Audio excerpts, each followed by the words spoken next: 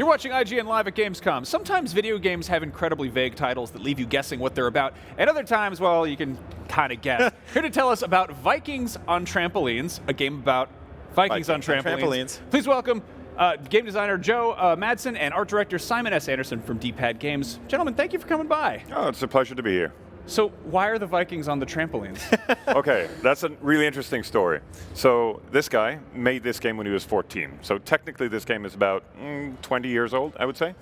So you wanted to make it for your sister, was that right? Yes, my little sister and I, we used to play a ton of games together. I'm very competitive, so we played GoldenEye 64, Mario Kart, Smash.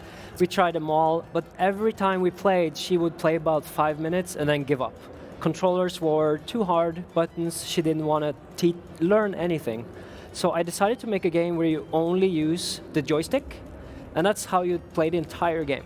And of course, he had a bit of a problem with that because he wanted little units to be walking around. Right. Couldn't figure out how to animate that, so he just put trampolines everywhere. Yes. So that's how we ended up with that. And he showed it to me about 10 years ago. And, you know, he said, oh, this is a strategy game. No, this is not a strategy game. So we changed it to where it was a lot more fun to sort of just knock each other off the trampolines.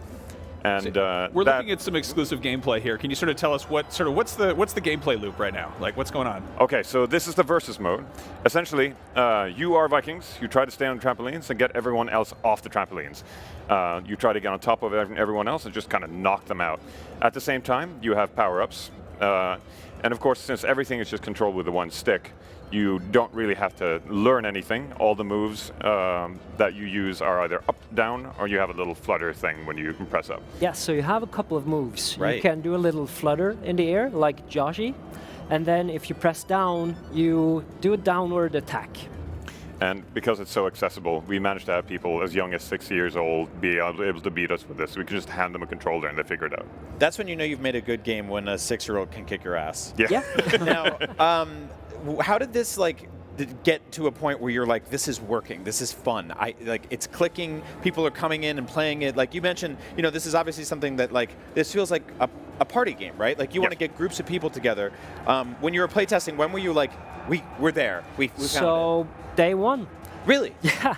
So what we've been doing lately, because you know this was supposed to be a multiplayer brawler game, we hit the pandemic and we decided people aren't really gathering anymore on their couches, so let's add an entire adventure mode. Yeah, part of the idea, because we've been touring this with our previous game Owlboy for years now. Yeah. And we know that this thing works, but how do we present this in a different way so that you can play it by yourself? So we made the adventure mode. You can play it single player or you can play it 4-player, and that is co-op.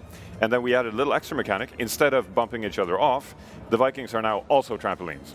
So you can bounce off each other and help each other sort of defeat these minigames. And also, what you see on the screen right now, giant bosses, because we have to have those. That's amazing. So what I think is fascinating here is the game itself is a byproduct of limitations. And then the fact that you're publishing is, again, a byproduct of, like, the pandemic made you do it. Was there ever anything you tried to add that was just overcomplicating it? Did you ever catch yourself kind of throwing in too much that sort of... Actually, yeah. There was a moment because, you know, you have competitive brawlers in general have pretty intense ways of controlling your character. There's a lot of complexity to how you move around. At one point, we did add that flutter move, which allows you a little bit of fake out when you're moving around.